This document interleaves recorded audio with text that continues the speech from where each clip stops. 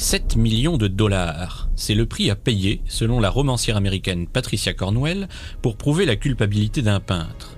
Durant de nombreuses années, l'auteur de polars à succès entreprend d'acquérir toiles et lettres exécutées de la main de l'artiste britannique Walter Sickert dans un seul et unique but, dévoiler la seconde identité du peintre impressionniste qui ne serait autre que Jack l'Éventreur. D'analyse ADN maladroite, en conjecture alambiquée, les conclusions de son enquête parue en 2002 ne laissent selon elle pas de doute. Walter Sickert n'est autre que le terrible tueur du quartier londonien de Whitechapel, recherché depuis bientôt 140 ans. Soumis à de nombreux spécialistes de cette affaire criminelle et de biographes de l'artiste, l'exposé de Patricia Cornwell en laissèrent plus d'un sur leur faim. Alors, Walter Sickert, alias Jack l'Éventreur ? Nous sommes Nicolas Bousser, historien de l'art, chargé des réseaux sociaux au musée du Louvre et directeur du magazine Coupe-Filard. Et Aurélien Delahaye, historien de l'art spécialisé dans l'étude du 19e siècle et rédacteur pour Coupe-Filard. Et c'est ce que nous allons voir.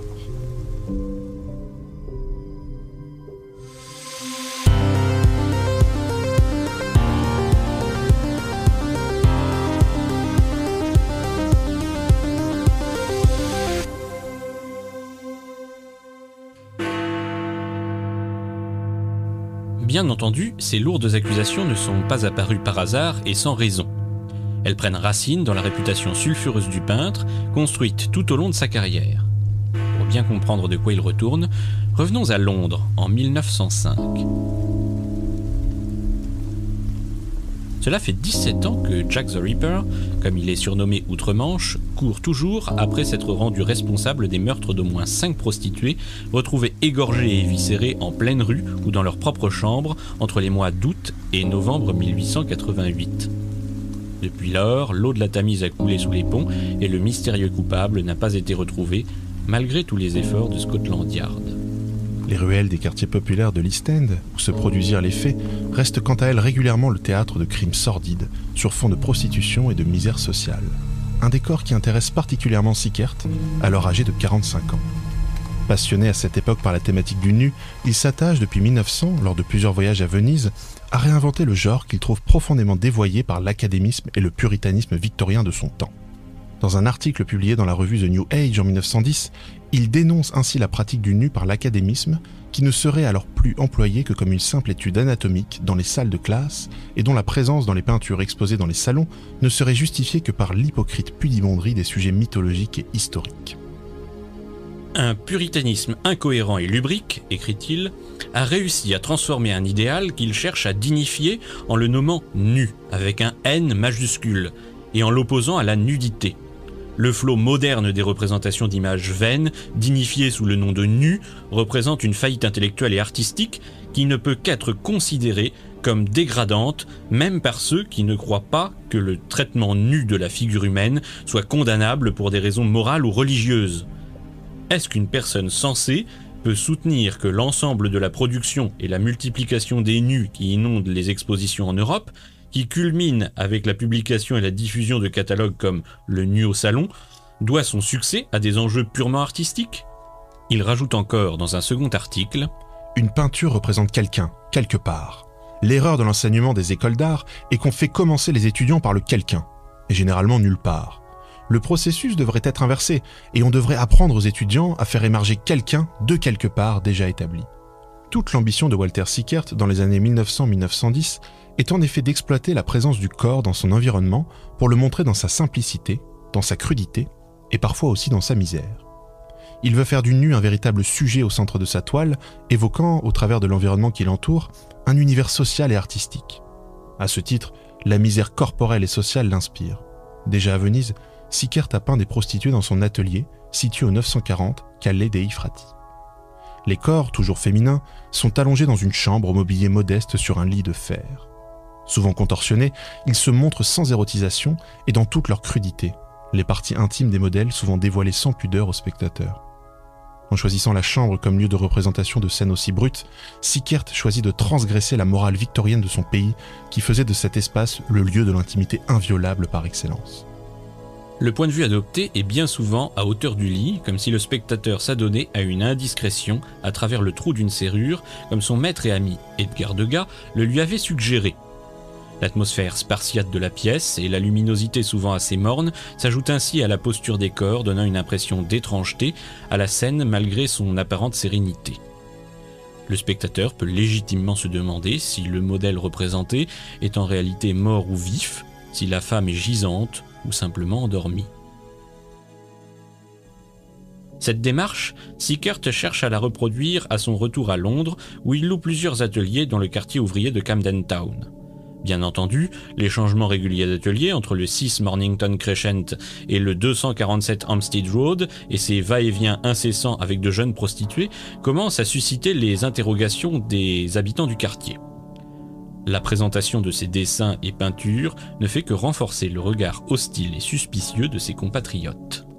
À la suite d'une exposition à la Carfax Gallery, le critique P.G. Conody reproche à Sickert dans The Observer le plaisir pervers qu'il prend dans les épisodes peu recommandables et sordides de la vie urbaine. Sous la plume de Claude Phillips, le Daily Telegraph insiste sur les réalités moisies et flasques de ses toiles. En sortant de la même galerie quelques mois plus tôt, Sir William Blake, membre éminent de la Royal Academy of Arts, qualifie également les peintures de Sickert de dégoûtantes explosions de bordel, pire que l'art des taudis, pire que la prostitution. En d'autres mots, le travail de Walter Sickert dérange ses contemporains qui ne voient dans ses peintures non pas une révolution artistique, mais l'œuvre d'un homme dérangé, obsédé par l'obscénité, forcément suspecte, de la nudité des prostituées des bas-fonds londoniens.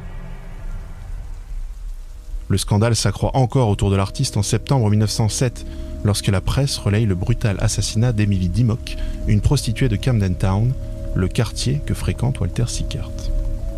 Même si ce dernier était en voyage à Dieppe au moment du crime, le public s'interroge sur la présentation d'une série de nus réalisée par l'artiste délibérément intitulée « Le meurtre de Camden Town », alors même que la sauvagerie du meurtre ravive dans tous les esprits le souvenir de Jack l'Éventreur. Plusieurs scènes peintes vers 1908 et exposées pour la première fois en 1911 montrent la figure inquiétante d'un homme, debout ou assis, méditant aux côtés de la supposée victime. Nombreux sont ceux qui se demandent si ces peintures ne seraient pas la marque d'un effroyable aveu de culpabilité. En réalité, il semble que l'artiste, constatant le choc que provoquait son art avant-gardiste et son opposition à l'académisme, ait tenté de se forger une réputation sulfureuse dans le but de se faire un nom auprès du grand public. C'est donc au tournant des années 1910 que Walter Sickert assume régulièrement d'apparenter sa personnalité à celle du tristement célèbre tueur de Whitechapel, jusqu'à avaliser certaines rumeurs populaires à son sujet. Durant les années qui suivirent le meurtre d'Emily Dimmock, le peintre multiplia les provocations. Il affirme ainsi avoir loué la chambre qu'aurait occupée un jeune étudiant vétérinaire, que sa logeuse suspecte d'avoir été le coupable des meurtres en série. Plus tard, il raconte à son premier biographe avoir inscrit le nom de l'étudiant en question sur la première page d'une édition des Mémoires de Casanova, prêtée par son ami Albert Utterstone et perdue durant les bombardements de Londres lors de la Grande Guerre. À la même période, ladite chambre qu'il occupe lui inspire une angoissante huile sur toile, présentant une grande silhouette nébuleuse observant une ruelle par la persienne d'un sombre appartement que Sickert intitule « La chambre de Jack l'Éventreur ». Comme si cela ne suffisait pas, l'artiste prend un malin plaisir à raconter à qui veut l'entendre qu'il aurait effrayé un groupe de jeunes filles qui se seraient enfuies en hurlant qu'il était Jack l'Éventreur, alors qu'il rentrait d'une soirée au music-hall, vêtu d'un long manteau à carreaux rappelant le signalement du meurtrier fait dans les journaux par la police. Au fil des ans, le jeu cynique auquel Sickert s'est livré a contribué à alimenter les rumeurs selon lesquelles il serait Jack l'Éventreur. De nombreux ouvrages postérieurs à sa mort en 1942 tentèrent tout au long du XXe siècle de prouver sa culpabilité ou sa complicité dans l'affaire. L'une des théories les plus folles l'accuse d'avoir été l'associé du duc de Clarence, fils du roi George VII et de l'un des médecins de la reine Victoria dans cette macabre entreprise. À l'heure actuelle, aucune preuve tangible ne permet de prouver la responsabilité de Sickert et il est bien plus probable que celui-ci se soit en réalité fabriqué un personnage pour les besoins de sa carrière d'artiste. L'un des biographes du peintre a d'ailleurs prouvé la présence de Sickert à Dieppe durant l'été 1888, lorsque les premiers meurtres de Whitechapel furent commis. Les fondements des soupçons qui planent sur sa personne puisent donc davantage ses sources dans sa réputation, parce qu'il était un artiste provocateur, vivant dans les quartiers pauvres, fréquentant la prostitution de la capitale de l'Empire britannique, et qu'il était d'origine étrangère, né à Munich d'un père danois, et sorte d'apatride artistique, voyageant successivement dans ses ateliers à Venise, Dieppe et Paris. Il n'en demeure pas moins que la fascination de Walter Sickert pour Jack l'Éventreur était réelle et l'amena jusqu'à s'identifier à l'effrayant criminel, lui faisant certainement développer un trouble de la personnalité. Certaines lettres d'aveu des crimes de l'éventreur, aujourd'hui conservées à la Walker Art Gallery de Liverpool, lui sont ainsi attribuées, mais ne prouvent rien. Nombreuses furent en effet les lettres de confession de divers individus reçues par la police et les journaux en lien avec cette affaire. En définitive, la culpabilité de Sickert, qui ne fut jamais interrogé à ce sujet par la police, est à placer dans la longue liste des légendes urbaines entourant Jack l'Éventreur. Risquons-nous donc à résumer cette affaire artistico-policière en un titre shakespearien, Much Ado About Nothing.